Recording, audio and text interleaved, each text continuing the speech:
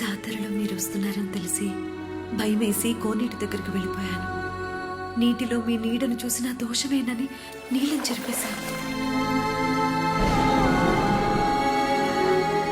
ఈ 24 సంవత్సరాలుగా నాకు వేరే లోకమే లేదు. మిమ్మల్ని కళ్ళారా చూసుకునే ఈ క్షణం కోసమే ఎదురు చూశాను. ఎన్నెల్లో కూడా మిమ్మల్ని చూడలేదు. మిమ్మల్ని చూస్తే ఏం చేస్తాను? అక్కడ అందరూ ఉన్నారు కదా.